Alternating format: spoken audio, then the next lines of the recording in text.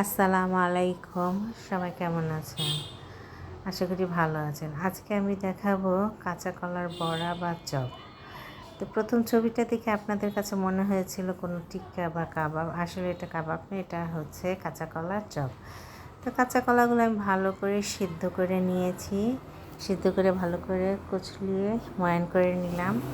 তারপর দিয়ে দিলাম কাঁচামরিচের কুচি, পেঁয়াজ কুচি।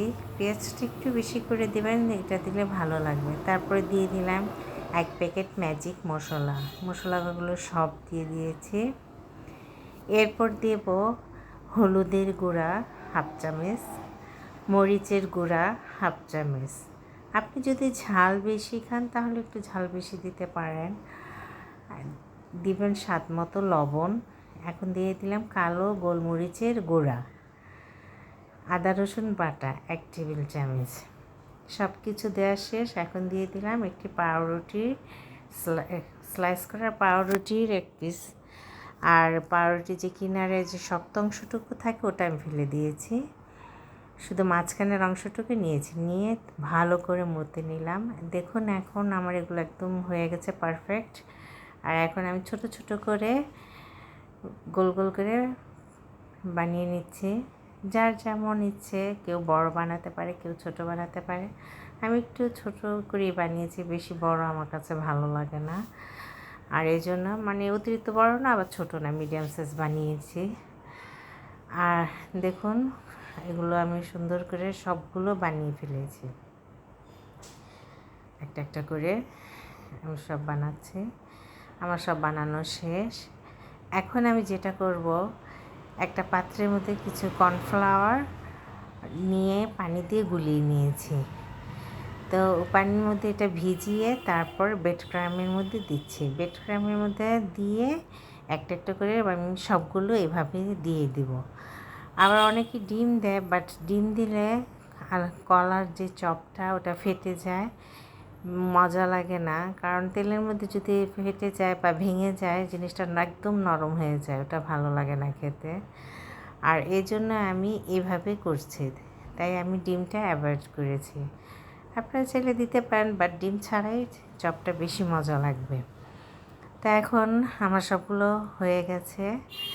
তা আমি একটা প্যানে তেল বসিয়ে দিয়েছি, তেলটা গরম হয়ে গেছে। এখন একটা একটা করে আমি দিয়ে দেব। আর আমার ঘরে কাঁচা কলা কেউ তেমন খায় না, আর এই জন্যই আমি এভাবে বানিয়েছি। আর এটা বানানোর পর সবাই ভেবেছে এটা হয়তো বা কোনো কাবাব বানিয়েছি। আর খুব মজা করে খেয়েছে সবাই। আলহামদুলিল্লাহ, আমার অনেক ভালো লেগেছে যে আমার চপটা খেতে এত স্বাদ হয়েছে। আপনারা প্লিজ বাসায় একবার হলেও ট্রাই করবেন আমার মতো করে বানাতে, দেখবেন অনেক মজা লাগবে। আর যারা কাঁচা কলা না খায় তারা তো এই চপের পুরো ফ্যান হয়ে যাবে।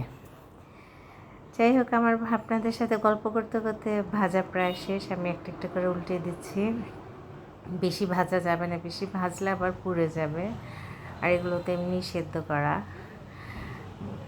আর চুলার যে আঁচটা লো আঁচে রাখবেন, বেশি বাড়িয়ে দিলে ওগুলো পুড়ে যাবে। আর দেখুন আমার বানানো শেষ।